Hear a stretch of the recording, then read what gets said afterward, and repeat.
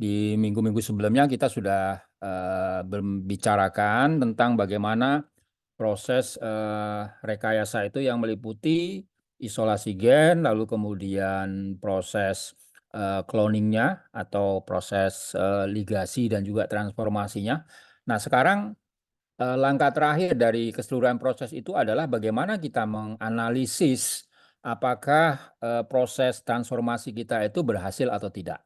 Nah, jadi transformasi genetik kita tahu bahwa itu adalah upaya untuk memasukkan dalam hal ini biasanya adalah vektor yang sudah berisi dengan fragmen target kita atau gain of interest namanya GOI di dalam plasmid sehingga plasmid itu menjadi plasmid rekombinan.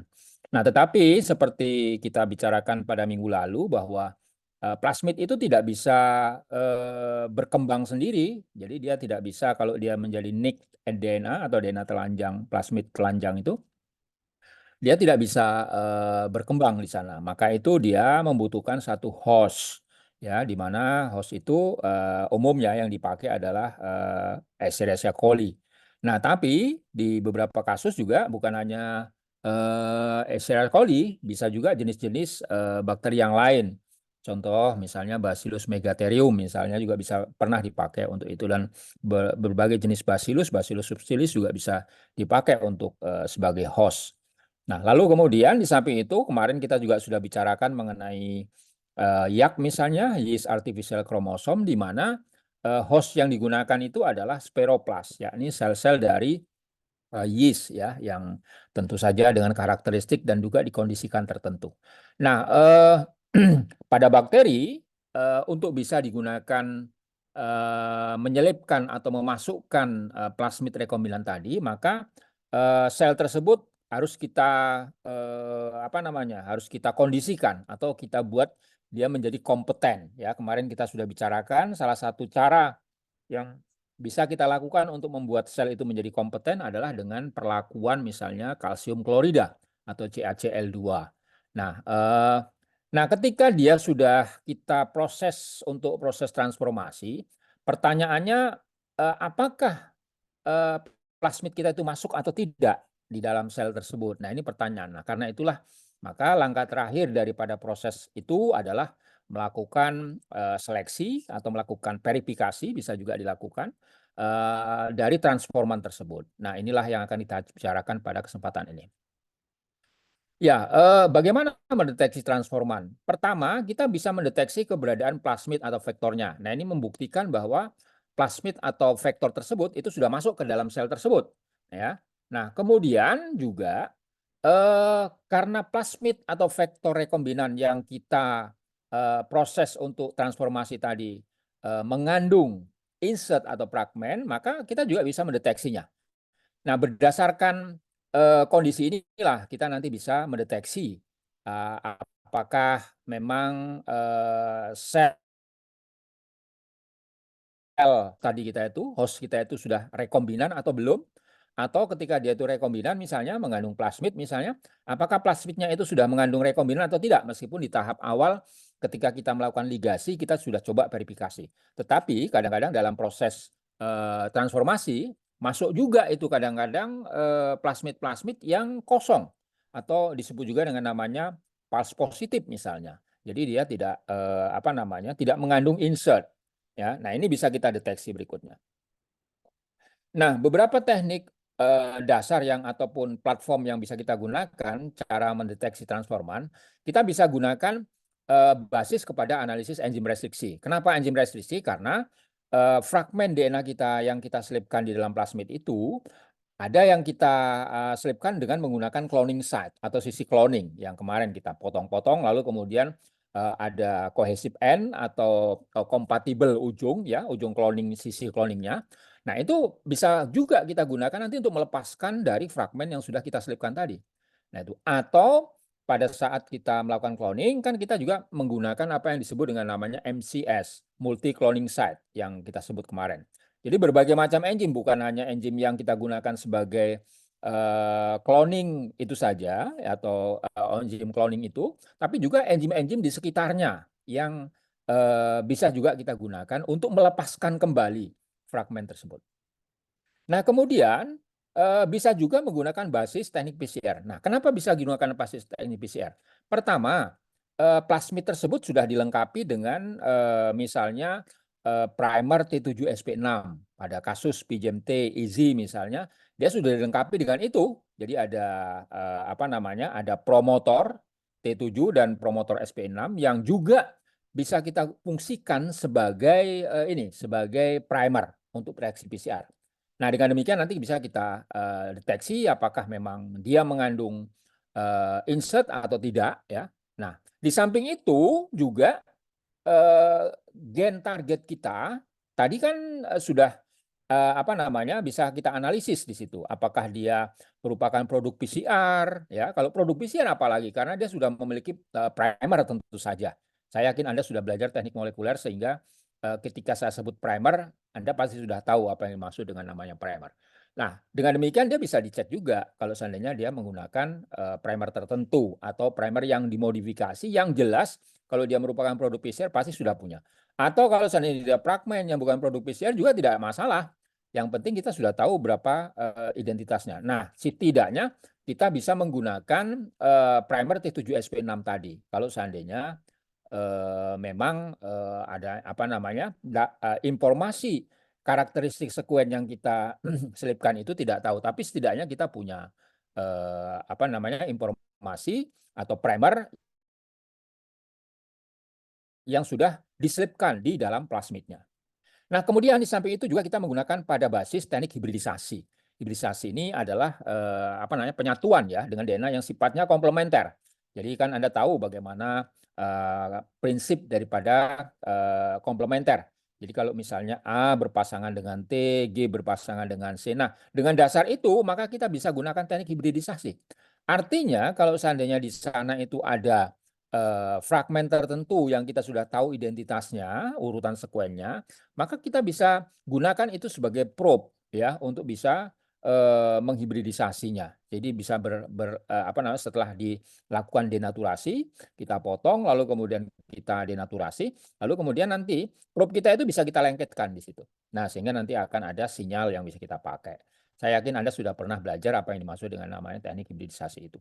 Nah, di samping itu bisa juga kita gunakan basis atau platform ekspresi gen-gen reporter. Nah, di dalam pelajaran kita atau materi kita sebelumnya, kita sudah bicara ya. Kita sudah bicara di sana di dalam plasmid itu sudah dilengkapi dengan berbagai macam apa namanya marker yang bisa dipakai. Antara lain misalnya dengan menggunakan marker antibiotik resisten misalnya. Kalau seandainya dia tidak mengandung itu ya otomatis dia mati. Karena nanti di dalam media yang kita gunakan untuk pertumbuhan mereka, untuk mengembangkan mereka, itu sudah diselipkan dengan dengan antibiotik. Contoh ampicillin ya. Jadi kalau dia seandainya plasmidnya mengandung gen ampicillin, artinya dia resisten nanti. Ya. Sel inang yang kita ya masukkan atau tadi berhasil masuk misalnya plasmid tadi dengan gen ampicillin, resisten ampicillin, maka dia nanti kalau ditumbuhkan Escherichia coli tadi yang tadinya tidak tahan terhadap ampicillin, maka dia bisa menjadi resisten dengan ampicillin. Atau ada juga kadang-kadang seperti yang sudah kita sampaikan pada minggu lalu, penggunaan green fluorescent protein misalnya atau GFP. Nah, green fluorescent protein ini kita gabungkan atau kita fusikan dengan gen target kita. Lalu kemudian nanti disambungkan. Nah, ketika GFP-nya bisa kita pantau, artinya otomatis gen yang kita uji tadi juga masuk di situ kan, karena kebetulan apa namanya GFP-nya itu ikutan di situ. Nah, ini berbagai macam teknik yang bisa kita pakai untuk menganalisis. Nah, kita lihat bagaimana dengan menggunakan enzim restriksi. Peta restriksi plasmid atau vektor akan menggambarkan keberadaan plasmid dan sekaligus keberadaan fragmen. Kemarin kita sudah ceritakan ya, di plasmid itu kan di situ ada angka ya, P bla bla bla misalnya P belok bahkan, P belok 11 atau P jam TEZ. Lalu di bawahnya itu ada angka 3.500 sekian misalnya dan segala macam, ada yang sampai 6.000, ada 4.000 segala macam. Nah, itu memperlihatkan urutan atau panjang daripada genom plasmidnya itu sendiri. Nah, masing-masing posisi nukleotidanya itu kan juga sudah diketahui itu karena memang kebetulan itu sudah dianalisis semua. Dan enzim apa yang akan bisa dipakai itu sudah ketahuan. Nanti ada semacam software yang di internet gratis itu, nanti kita bisa petakan enzim-enzim apa saja yang bisa kita pakai untuk bisa memotong katakanlah plasmid tadi. Nah, itu bisa. Nah, dengan cara begitu kita bisa melakukan semacam ekspektasi dan estimasi dari produk-produk hasil reaksi kita dari karakteristik plasmid kita yang kita miliki tadi. Nah, ini contoh misalnya peta plasmid PBI 121 ya dengan panjang 14.758 base pair. Nah, dari mulai misalnya awal sini ada call L ori, eco N1, right border, PME1, enzim base U361, NHA1, NPT2. Nah, NPT2 ini apa namanya? Gen untuk resistensi terhadap kanamisin misalnya. Lalu kemudian apa? Dan seterusnya. Yang jelas semuanya ini memiliki apa namanya? Memiliki titik-titik potong. Nah, dan setiap titik potong ini bisa kita pakai nanti untuk mengkarakteristik. Misalnya, contoh kalau seandainya kita potong dengan note 1. Nah, kebetulan note 1 ini hanya satu, maka dipotong di sini otomatis dia yang tadinya 14.758 bisa kita jadikan kalau yang tadinya sirkuler, tentu saja dia akan menjadi linear. Nah, kan begitu ya, dipotong kalau lingkar kemudian potong jadi satu. Nah, bagaimana dengan enzim yang lain? Contoh ya, kita lihat berapa banyak dia. Kalau seandainya dia berada misalnya dua titik, otomatis nanti fragmen yang terbentuk juga akan menjadi dua. Kalau seandainya ada dia 3 titik misalnya ya di sini ya kita lihat maka nanti dia akan menjadi 3 tentu saja. Nah, begitu seterusnya. Ini analisis. Saya kira Anda sudah pernah belajar mengenai enzim restriksi. Bagaimana konsekuensi ataupun hasil pemotongan enzim restriksi di teknik molekuler semestinya itu sudah Anda apa namanya sudah Anda pahami dengan benar. Nah, sehingga nanti bisa digunakan itu untuk memotong atau untuk bisa menganalisis enzim berdasarkan peta restriksi yang dimiliki oleh plasmid tersebut. Nah, ini contoh sebagai gambaran. Jadi kalau kita lakukan misalnya cloning misalnya, ini satu plasmid, entah plasmid apalah misalnya dengan panjang kira-kira 4.000 base pair ya, bukan kira-kira tapi tepat 4.000 base pair. Lalu kita potong dengan cloning set Hinditry. Nah, kita punya fragmen yang mau kita selipkan. Hinditry kita potong juga, ujung-ujungnya kan tadi syaratnya harus dia kompatibel. Katakanlah panjangnya 1.000 ya supaya gampang ngitungnya. Otomatis plasmid kita tadi kalau dia fragmen tadi sudah masuk, yang tadinya 4.000 ditambah 1.000 menjadi 5.000 kan. Nah, itu. Nah, ujung-ujung ini adalah ujung Hinditry. Nah, itu. Nah, kalau seandainya kita ingin katakanlah oh plasmid saya sudah kemasukan, ingin membuktikan kebetulan karena sudah masuk di dalam apa namanya di dalam bakteri, maka kita isolasi DNA-nya, isolasi DNA plasmidnya. Lalu kita potong dengan Hinditry untuk bisa membebaskan kembali ya, untuk membebaskan kembali. Nah, sehingga akhirnya nanti akan terpisah menjadi 4.000 sampai dengan 1.000. Ini gambarnya seperti ini. Jadi kalau seandainya kita punya tadi yang di awal ketika sudah mengandung apa namanya fragmen 4.000 tambah 1.000 maka menjadi 5.000. Nah, ini NR non restricted misalnya. Lalu kemudian R ini adalah restricted. Nah, ketika dia berhasil dipotong, maka nanti akan menjadi 4.000 dan 1.000. Lihat ini fragmennya di sini. Nah, ini kalau kita bicara tentang elektroforesis kan begini modelnya. Jadi sederhana sekali sebenarnya analisisnya, logika rasional yang bisa kita pakai untuk bisa melihat itu. Nah, ini contoh yang di bawah adalah contoh analisis ya. Ini kalau di atasnya adalah diagram skematis, yang di bawah ini adalah foto ya. Kebetulan ini data dari penelitian saya lama-lama sekali. Di sini ada marker, lalu 1, 2, 3 sampai dengan 10 ini ada sampelnya. Lalu kemudian di bawahnya ini 6,5 ini adalah plasmidnya. Jadi DNA plasmidnya sebesar 6,5 Kb kira-kira ya. Ini dipas-paskan saja angkanya. Ini kebetulan adalah plasmidnya adalah plasmid bug kalau nggak salah, bug artificial chromosome dengan menggunakan PB-Lobak 11 atau PB-Lobak-kan. Nah, yang di atas ini adalah insert kita gitu ya. Yang ukurannya kita lihat nih ukurannya 97 kan kalau bug itu bisa sampai 300 ya. Sampai 300. Nah, ini bahkan sini. Nah, kemudian dapat. Nah, maka kita dapatkan ini fragmen-fragmen kita sudah terbebas. Otomatis teknik ini bisa kita pakai sekaligus untuk memperkirakan dari masing-masing klon plasmid kita tadi, klon rekombinan kita tadi, bakteri rekombinan tadi, misalnya dalam rangka penyusunan pustaka DNA misalnya. Kita ingin tahu nih berapa rata-rata yang terselip di sana fragmen ya, karena ukurannya besar ya. Ini 145, kemudian ini 97, lalu kemudian di sini ya katakanlah sekitar 60-an, ada yang 23 memang, tapi 23 2, berarti dia double nih.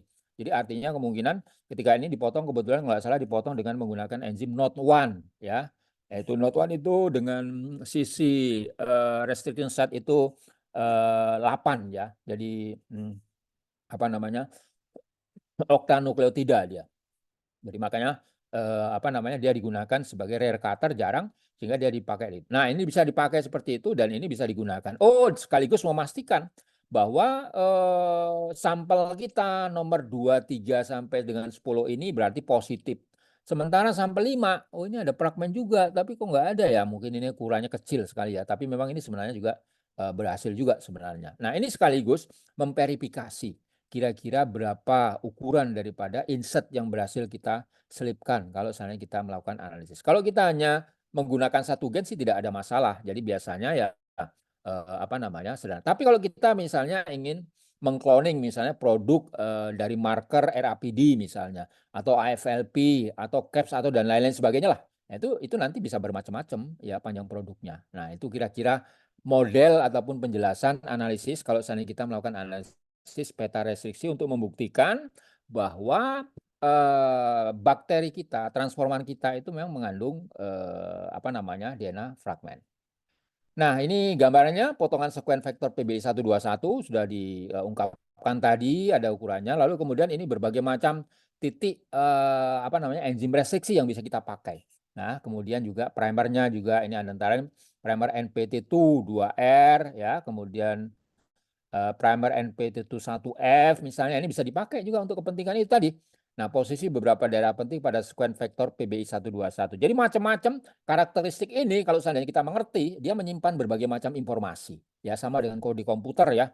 Kalau orang nggak ngerti itu kode biner 1010 ya, semua nggak tahu ini apa gitu ya. Tapi kalau orang ngerti ternyata di sana ada kode yang apa namanya dibawa. Nah, itulah kira-kira DNA modelnya seperti itu juga gitu. Nah, ini peta lainnya dari plasmid PBI121 yang menggambarkan juga tadi seperti berbagai macam titik restriction site. Nah, kemudian peta penentuan besar ukuran insert ini 20 bulan ini yang tadi gambar yang tadi ya, saya kira ini sudah bisa dilihatkan dengan pemotongan enzim NOT1 tadi ya sudah saya sebutkan.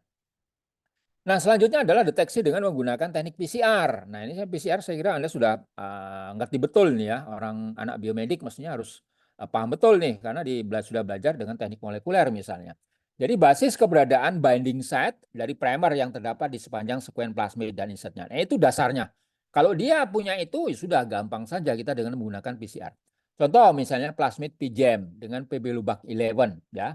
Ini PGEM di sebelah sini ada gen ampicillin resisten, ada gen LAC-Z, lalu kemudian ini, nih tadi yang saya sebutkan, T7, SP6, ini lihat nih mata panahnya arah ke bawah, ini menunjukkan arah proses transkripsinya. Jadi kalau kita nanti memasukkan, menyelipkan gen di sini, maka nanti kita bisa menggunakan promotor T7 ini nanti untuk menginisiasi proses transkripsi atau pembentukan mRNA di sini.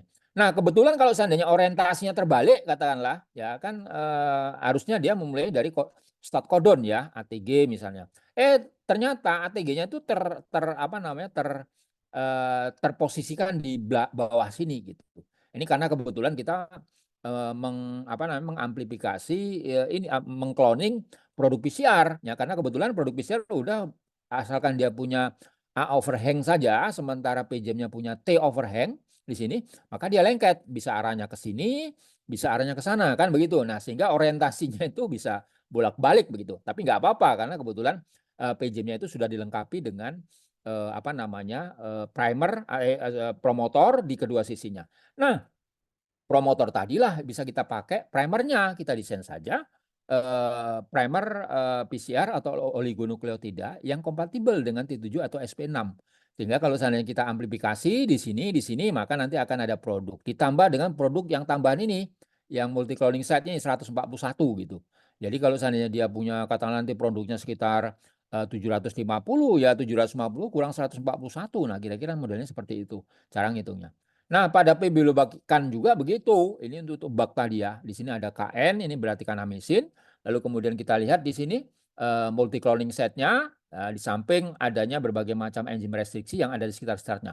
Lalu di MCS-nya di sana ada LACZ yang biasa dipakai tadi untuk kepentingan blue white selection, ya, karena kalau seandainya beta galaktosidase itu di situ dipengaruhi dengan IPTG, maka dia nanti akan berubah menjadi warna biru. Nah, tapi ketika LACZ-nya tadi itu sudah terisi dengan insert fragment kita, maka dia nanti berubah jadi warna putih karena dia tidak mampu lagi untuk merubah beta galaktosidase tadi. Nah, di MCS-nya ini dilengkapi dengan T7 promotor. Ini bisa kita pakai sebagai primer PCR. Lalu juga dilengkapi dengan M13U. Nah, itu M13U ini juga salah satu promotor, ya. Lalu kemudian ada SP6 promotor, lalu juga ada 613R, ya. Jadi ini mungkin P atau R, ya. Terserah namanya MU atau dan R. Yang jelas ini kedua-duanya adalah promotor, sehingga kalau seandainya orientasi dari gen yang kita selipkan tadi terbalik, dia masih bisa di cover karena kebetulan di kedua sisinya itu ada promotor yang bisa menginisiasi proses transkripsi dari gen yang kita selipkan. Nah, ini contoh deteksi dengan PCR dengan menggunakan apa yang disebut dengan namanya koloni PCR. Jadi koloni PCR itu adalah salah satu teknik PCR tanpa harus mengisolasi DNA terlebih dahulu.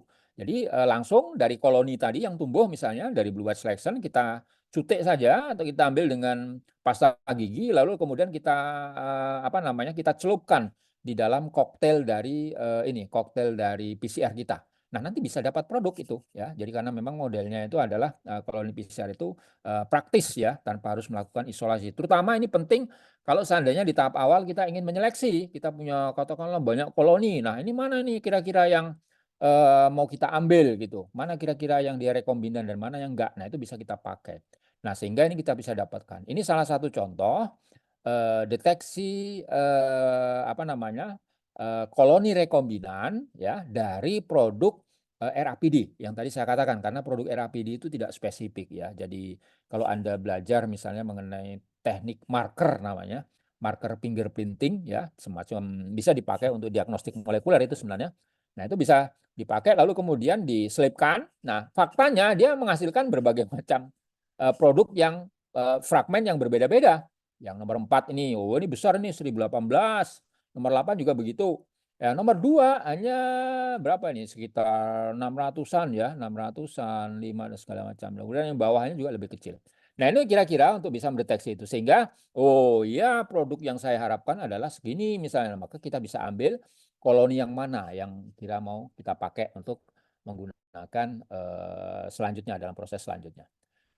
Nah, kemudian bisa juga ini pengujian dengan PCR ini kalau di dinas-dinas karantina atau dinas-dinas kesehatan misalnya, ya itu bisa dipakai. Katakanlah ada suspek misalnya, suspek sampel orang bawa sampel apa, kemungkinan apakah itu produk rekayasa genetika atau dia sama dengan kalau dulu misalnya kita ambil dalam kasus masa-masanya COVID, ya. Nah, itu kan kita analisis itu. Nah, itu bisa kita pakai untuk bisa mendeteksi itu, ya. Kalau seandainya memang katakanlah produk-produk rekayasa genetika dan lain sebagainya itu bisa masuk misalnya dalam bentuk benih, dunia karantina pertanian, hewan juga begitu. Nanti bisa kelihatan itu bahwa mereka itu gen-gen apa saja yang masuk di situ karena memang mereka biasanya dalam produk-produk rekayasa genetika itu bisa dipakai atau selalu menggunakan biasanya selalu menggunakan antibiotik misalnya. Nah, itu bisa kita deteksi. Nah, itu makanya nah ini bisa memungkinkan bagi kita sekaligus untuk mendeteksi kemungkinan-kemungkinan adanya rekayasa genetika. Nah, kemudian bisa juga dengan berbasis hibridisasi. Tadi sudah saya jelaskan sedikit bagaimana konsep daripada berbasis hibridisasi itu. Nah, ketika kita punya produk rekayasa genetika misalnya, ada kecurigaan misalnya bahwa ini produk rekayasa genetika. Lalu kemudian kita tinggal isolasi saja DNA-nya, lalu kemudian kita potong, lalu kemudian kita hibridisasi. Katakanlah dia menggunakan apa. Nanti kalau ada sinyal misalnya, di sini ada TL, TL berarti tipe liar, ada T1, T2 itu transforman, ya, 1, 2, lalu kemudian yang T3, T4 juga begitu. Nah, sehingga nanti kalau memang ada produk, ya sudah, nanti ada produk artinya bahwa dia punya hasil rekayasa genetika. Nah, itu. Nah, jadi bisa apa namanya, bisa dibuktikan. Ini prinsipnya seperti itu, tapi ya model yang tadi. Tapi sekarang, apa namanya, orang dengan menggunakan teknik PCR saja sebenarnya sudah cukup, bisa membuktikan itu karena teknologi itu sekarang lebih, mudah. Kalau, hibridisasi ya prosesnya agak lebih panjang dibandingkan dengan teknik, apa namanya, teknik, PCR. Nah, kemudian bisa juga kita lakukan dengan deteksi dengan gen reporter. Apa itu gen reporter? Tadi sudah saya singgung sedikit. Antara lain dengan menggunakan gen gas atau menggunakan GFP atau dengan menggunakan antibiotik atau juga dengan menggunakan beta galaktosidase atau lakzet ya yang tadi sudah disinggung-singgung di atas. Nah, ini contoh misalnya dengan menggunakan antibiotik. Tadi saya sudah ceritakan. Kalau ini vektor ya, dia menggunakan gen resisten antibiotik misalnya, apa namanya, di sini ada, chloramphenicol, ada kanamisin. Nah, ini dia tumbuh karena dia memang memiliki kebetulan vektor ini memiliki, gen resisten terhadap chloramphenicol dan kanamisin, makanya dia bisa tumbuh. Nah, tapi kalau seandainya ini misalnya gen resisten terhadap kanamisinnya dipotong misalnya, lalu kemudian tidak dipakai, otomatis dia nanti karena yang masih utuh itu hanya gen chloramphenicol-nya saja, maka dia bisa tumbuh di chloramphenicol. Tapi di kanamisin dia nggak tumbuh lagi karena kebetulan kanamisinnya itu sudah terselipkan dengan fragmen kita. Nah, ini salah satu cara bagaimana kita menyeleksi dan juga, memastikan ya, mana yang, transforman dan mana yang tidak tentu saja. Ini salah satu adalah dengan menggunakan, biomarker atau dengan menggunakan bioassay untuk bisa memastikan itu. Nah, seleksi dominan, resisten dengan promotor dan terminator tadi misalnya neonasin antara lain NPT2 ini adalah untuk gen kanamisin tadi. Lalu bisa juga dengan menggunakan kalau seandainya dia mungkin mengandung gen higromisin beta fosfotransferase juga bisa. Lalu kemudian 3-enol pirupalsikimat IPSP sintase juga begitu. Ini jenis-jenis daripada antibiotik yang biasanya dipakai dan biasanya diselipkan sebagai aksesoris di dalam ini di dalam sistem plasmid yang berfungsi nantinya sebagai gen reporter. Nah, ini juga contoh daripada lakzet tadi, ya nih, kalau seandainya kita punya dari pijem tadi, diselipkan sini. Nah, kalau ini berhasil diselipkan, maka nanti gen lakzetnya nggak berfungsi, gitu. Nah, kalau nggak berfungsi, warna koloninya jadi putih.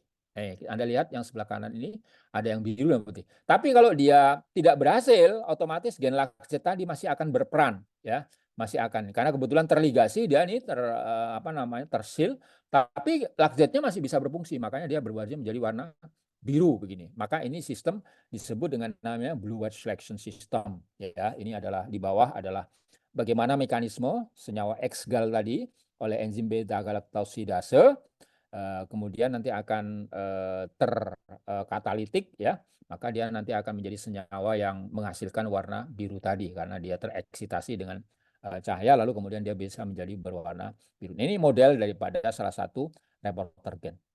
Nah, bisa juga dengan menggunakan gen GFP ya. GFP ini adalah salah satu apa namanya protein yang di mana ini bisa diisolasi dari berbagai macam organisme, kunang-kunang misalnya atau ubur-ubur ya. Juga ada yang mengandung gen GFP. Beberapa senyawa-senyawa organisme yang lain juga kadang-kadang mengandung gen GFP. Nah ini model bagaimana dia bisa mekanisme dia menghasilkan cahaya itu oksidasi misalnya luciferin, lalu kemudian luciferase, kemudian berubah menjadi oksiluciferin dan ini ketika dia tereksitasi dengan panjang gelombang 562 nanometer dia akan memancarkan cahaya ya. Jadi seperti yang kemarin sudah kita perlihatkan ini contoh daripada aplikasi daripada gen GFP tadi. Kalau dimodifikasi seperti yang paling atas ini adalah petri dish yang ditumbuhkan dengan berbagai macam bakteri yang mengandung GFP yang sudah dimodifikasi ya di daerah kromopornya. Jadi dia kalau dimodifikasi bisa yang aslinya dia berubah berwarna misalnya biru, hijau seperti inilah asalnya, bisa berubah menjadi warna merah, berubah menjadi ungu atau berubah menjadi kuning atau menjadi biru laut dan sebagainya. Nah, itu akibat daripada rekayasa yang dilakukan di gen GFP-nya tadi.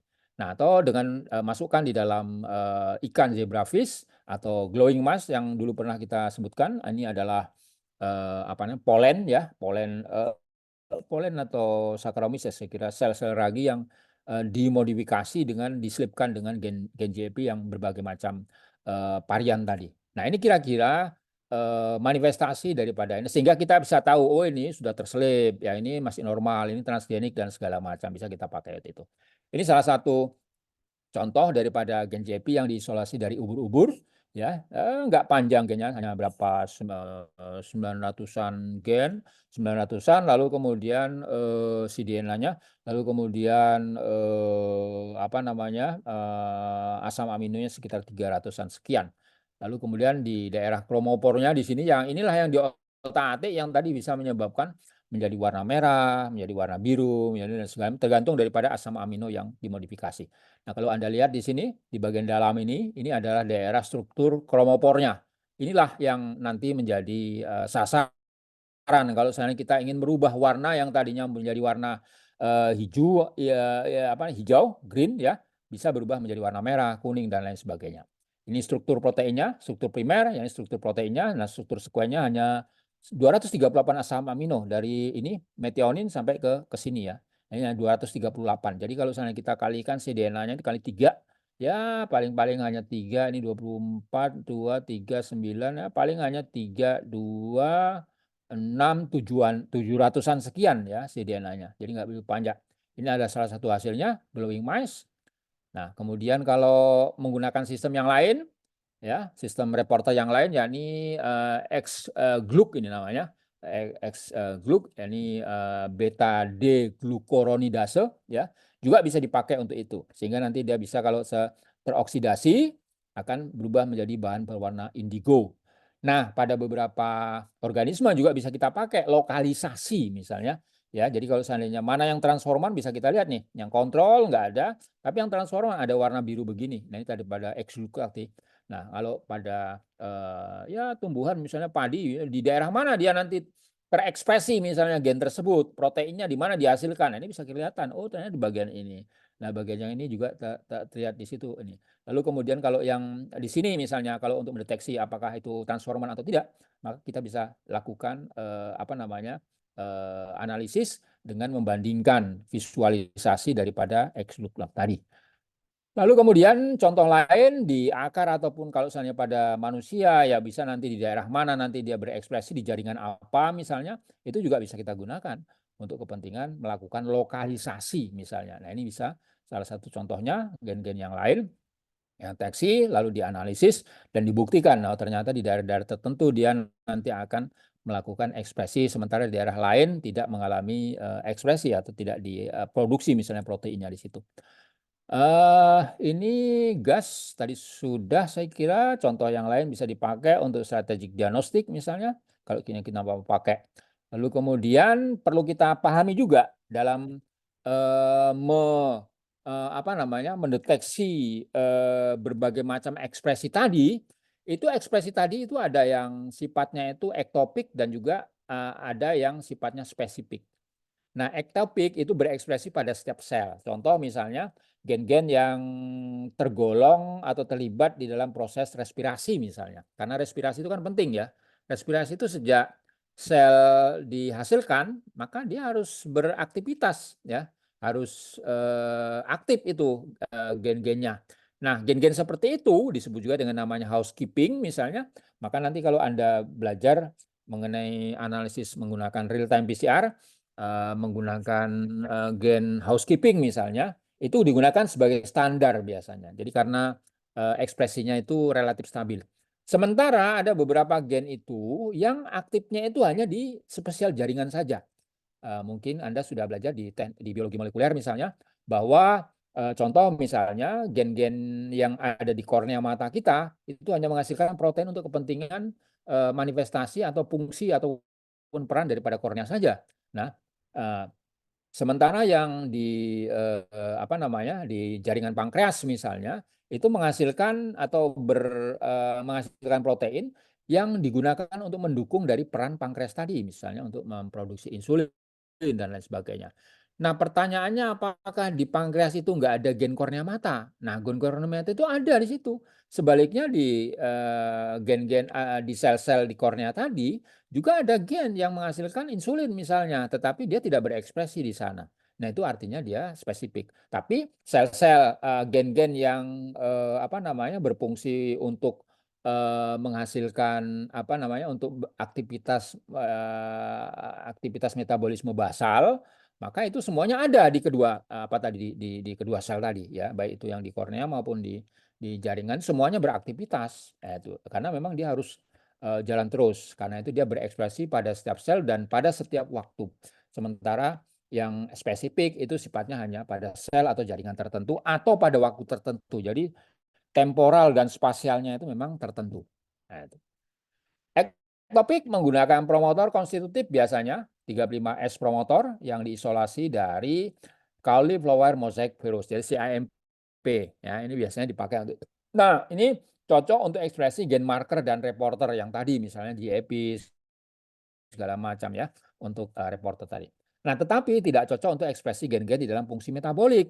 Nah, contoh misalnya untuk menghasilkan senyawa antibiotik misalnya, itu nggak cocok karena dia senyawa-senyawa metabolik itu dihasilkan dalam kondisi tertentu biasanya. Kalau enggak nanti dia habis energi untuk bisa menghasilkan itu. Nah, karena itu biasanya apa yang kita sebut dengan namanya promotor, itu promotornya itu biasanya itu ini apa namanya spesifik ya. Jadi promotornya itu spesifik. Contoh misalnya beberapa jenis promotor yang bisa dipakai untuk analisis, apa namanya, memproduksi senyawa, ya bisa kita pakai berbagai macam-macam bisa digunakan misalnya. Nah, kemudian ini berbagai macam contoh ya, dari ekspresi sel spesifik, contoh misalnya kalau seandainya, eee nama gen promotornya Asus 1. Nah, tumbuhannya apa, lalu kemudian dan macam-macam lah ini karena kebetulan pada tumbuhan saja yang saya, dapat. Tapi ada beberapa yang pada hewan dan juga pada mamalia, pada manusia juga seperti itu. Nah, saya tidak akan ceritakan, tapi yang jelas bahwa setiap gen tadi itu dia memiliki, kombinasi ataupun pasangan promotor tertentu ya, sesuai dengan, kebutuhannya. Nah, kemudian juga kadang-kadang ketika dia sudah, berhasil ditransformasikan, ada kegagalan tidak bisa kita deteksi. Nah, kita harus pahami kenapa kok bisa begitu. Kalau kita ingin memahami itu, maka kita harus bisa melihat bagaimana karakteristik mereka gitu. Jadi kalau seandainya, awalnya itu diproduksi di inti sel, ini sel kern ini di sini, lalu kemudian oleh ribosom dia dihasilkan senyawa polipeptida, ada yang translokasikan keluar ya, jadi ada yang diekstraksi keluar di sini. Jadi ada yang dibawa keluar menjadi ekstraseluler, protein misalnya, kan produk daripada gen itu adalah protein. Tapi ada juga gen tadi itu yang bersifatnya intraseluler. Jadi artinya itu hanya ada di dalam sel saja, sehingga untuk mendeteksinya katakanlah sel ini harus dipecah misalnya. Tapi ada juga yang bisa kita deteksi enzim-enzim tertentu, misalnya contoh insulin misalnya. Insulin itu kan dibawa keluar ya, dihasilkan. Lalu kemudian beberapa jenis enzim misalnya selulase, kemudian peptidase, kemudian pepsin dan lain segala macam yang ada di saluran pencernaan kita, itu dihasilkan oleh sel-sel yang ada di saluran pencernaan lalu kemudian dihasilkan di situ gitu. Nah, tujuannya apa? Supaya nanti bisa berfungsi secara ekstraseluler. Nah, kalau begitu, maka kita nanti harus paham di sini gitu loh. Kalau seandainya kita menyeleksi itu, apakah dia memang dihasilkan di dalam sel itu atau dia di luar sel tadi. Pada E. coli misalnya, apakah dia memang dihasilkan keluar atau dia hanya berada di dalam. Nah, kadang-kadang, oh dia ternyata intraseluler atau dia tidak dilengkapi dengan apa namanya, dengan aksesoris tertentu yang menyebabkan dia bisa dibawa keluar sehingga akhirnya kita tidak bisa deteksi. Nah, karena itu kita juga harus paham kalau seandainya, apa namanya, produk daripada senyawa hasil, rekayasa kita tadi itu apakah memang dia nanti kegunaannya adalah untuk bagian di luar atau bisa dibawa keluar atau dia hanya bagian di dalam. Sehingga nanti analisisnya juga nanti kita akan ditentukan oleh karakteristik itu. Nah itu. Nah, kemudian yang juga perlu dipahami, kadang-kadang ketika kita sudah mentransformasi itu, apa namanya, produk katakanlah kalau kita ingin tadi mencek dengan menggunakan, reporter tadi atau produk daripada gennya, itu kadang-kadang dia tidak berekspresi. Kenapa? Karena di dalam mekanisme daripada sel itu sendiri, itu ada upaya untuk memblokir, senyawa-senyawa ataupun produk-produk yang dihasilkan oleh gen yang tidak memang bukan merupakan bagian internalnya. Nah, contoh misalnya ada ekspresi yang, dikeluarkan oleh, bagian internal sel itu yang bersifat antisense misalnya. Jadi sama dengan kalau seandainya kita diinfeksi, virus, itu kan masuk itu material genetiknya, baik berupa mRNA, berupa RNA, ataupun DNA misalnya. Nah, sel kita dalam rangka untuk menjaga imun sistemnya biasanya juga akan memproduksi RNA pasangannya gitu. Maka nanti akan berikatan. Nah, kalau dia sudah binding ya dengan yang sifatnya tadi antisense tadi, maka nanti RNA double strand tadi nanti akan dipotong. Nah, itu akan akan dicerna oleh sistem pertahanan atau imun sistem.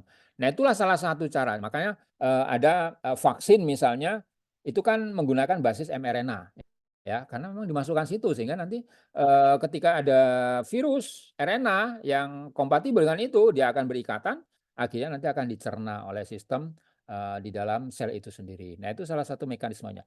Nah, artinya ketika kita sudah berhasil memasukkan gen, lalu kemudian kita ingin mendeteksi ekspresinya, maka kita akan berhadapan dengan problem tadi gitu loh, problem ini. Nah, kalau ini tidak terjadi ya tidak ada masalah tentu saja. Tapi ini bisa menjadi salah satu penghalang, salah satu kendala ketika nanti kita akan mendeteksi transforman kita atau hasil transformasi kita.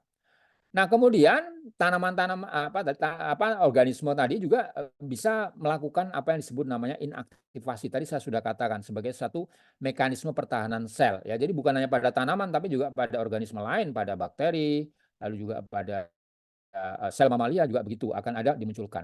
Mekanismenya antara lain bisa akibat proses metilasi. Saya kira kalau Anda sudah belajar mengenai epigenetik misalnya di biologi molekuler ya, ini merupakan salah satu mekanisme untuk menginaktifkan. Sehingga kalau seandainya kita ingin mengharapkan produk hasil transformasi kita nanti nggak ketemu karena kebetulan dia diinaktivasi. Nah, itu. Nah, berbagai macam ya, ada model cis inactivation ya, tempat yang sama atau trans inactivation, tempat yang jauh. Nah, ini bisa terjadi sehingga ini merupakan salah satu mekanisme untuk bisa. Nah, umumnya biasanya ditemukan pada transformasi biolistik, pada cluster gen, nah, pada sistem bakteri misalnya operon dan lain sebagainya. Nah, ini proses metilasi yang bisa menyebabkan ekspresi dari transforman kita itu nggak bisa kita dapatkan. Kemudian bisa juga akibat adanya kosupresi ya, terjadi akibat penurunan jumlah RNA hasil transkripsi yang disebabkan oleh peningkatan laju degradasi RNA, bukan karena aktivitas transkripsi yang menurun atau yang diblokir, bukan, tapi setiap terbentuk RNA nanti dia terdegradasi. Nah, antara lain tadi misalnya dengan menggunakan sistem antisense tadi. Itu juga bisa menyebabkan ekspresi dari gen yang sudah kita transformasi tadi itu nggak bisa kita deteksi atau nggak bisa kita dapatkan. Nah, tapi dua hal tadi itu menjadi satu caution atau menjadi satu event yang perlu kita perhatikan kalau seandainya nanti kita ingin melakukan analisis dari produk transforman kita. Oke, saya kira materinya sampai di situ. Saya yakin ini bisa memberikan manfaat bagi Anda dalam rangka membuka wawasan ya. Jadi ini adalah materi yang sifatnya itu teknis. Cara kalau Anda sekalian kebetulan mungkin masih awam, maka Anda harus bisa mengekspannya dengan cara Anda tentu saja harus belajar lebih banyak lagi dengan menggunakan sumber-sumber lain yang Anda bisa pakai di YouTube misalnya, lalu kemudian di sumber-sumber internet yang lain. Baik, sampai di situ. Kalau seandainya ada pertanyaan yang ingin didiskusikan, mudah-mudahan bisa kita diskusikan bersama. Silakan.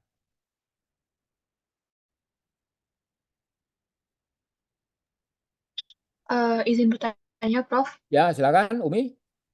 Eh, kan tadi ada itu, Prof, untuk proses metilasinya. Itu tuh sangat berpengaruh nggak, Prof, sama hasilnya? Ya, kalau seandainya kebetulan gen kita itu mengalami proses metilasi, otomatis dia nanti tidak akan berekspresi meskipun dia sudah berhasil ditransformasi. Cek dengan menggunakan PCR ada positif, tetapi ketika kita mengharapkan produk proteinnya itu nggak ketemu. Kenapa? Karena memang kebetulan dia terblokir lewat proses metilasi tadi. Jadi sangat berpengaruh sekali kalau seandainya memang dia memblokir aktivitas ekspresi. Jadi Oh, gennya berhasil kita transformasi, masuk dia di ligasi ada, di plasmidnya ada, lalu kemudian masuk ke dalam sel bakterinya. Tapi dia nggak bisa menghasilkan protein. Kenapa? Karena proses transkripsinya itu terblokir. mungkin Anda sudah pernah belajar, ada nggak tema epigenetik di materi-materi kuliah sebelumnya? Ada, Prof. Ada. Ada kan? Nah, antara lain kan ventilasi ya, kalau nggak Iya. salah. Itu antara lain begitu. Jadi itu menjadi salah satu kendala kalau seandainya kita ingin mendapatkan hasil dari hasil rekayasa ataupun engineering dari rekayasa. Makanya kalau seandainya Anda kan ini materi kuliah ini adalah rekayasa genetika dan protein gitu ya. Ya sebenarnya protein itu juga rekayasa genetika karena yang direkayasa dari protein tadi adalah genetiknya ataupun DNA-nya. Nah itu kira-kira. Berarti proses metilasi juga tergantung sama primernya ya, Prof? Bukan primer, kalau metilasi itu tergantung daripada kondisi lingkungan, karena dia kan aspek epigenetik. Atau sengaja misalnya kita blokir, ya bisa saja kita tambahkan di dalam media yang bisa menjadi penyebab agen-agen metilasi misalnya. Baik, Prof. Terima kasih, Prof. Oke, ada lagi?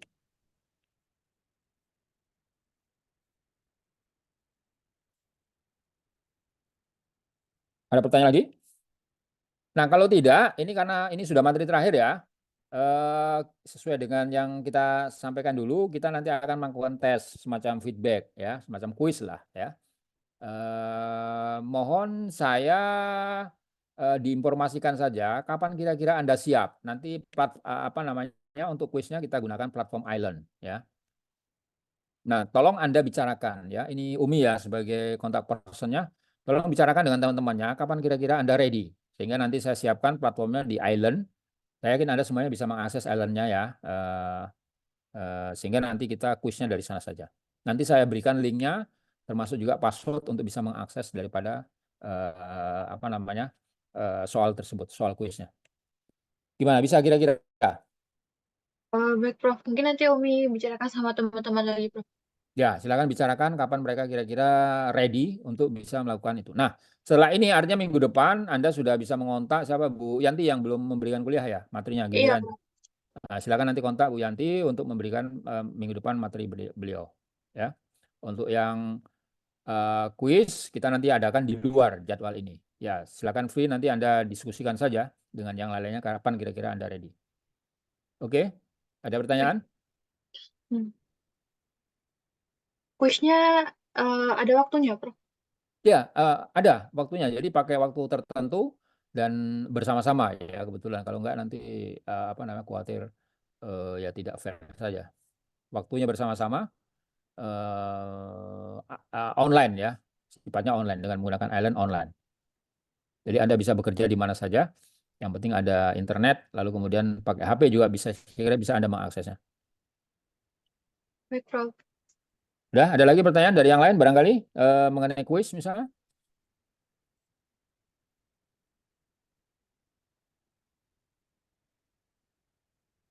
Oke, kalau tidak ada, kita akhiri pertemuan kita. Terima kasih atas perhatiannya. Semoga sukses selalu. Dan nanti sampai ketemu di jadwal kuis. Saya tunggu ya. Tapi jangan terlalu lama supaya nanti tidak terburu-buru ketika nanti sudah di akhir semester. Terima kasih semua. Selamat siang. Assalamualaikum warahmatullahi wabarakatuh. Waalaikumsalam warahmatullahi wabarakatuh. Terima kasih, Prof. Terima kasih, Prof.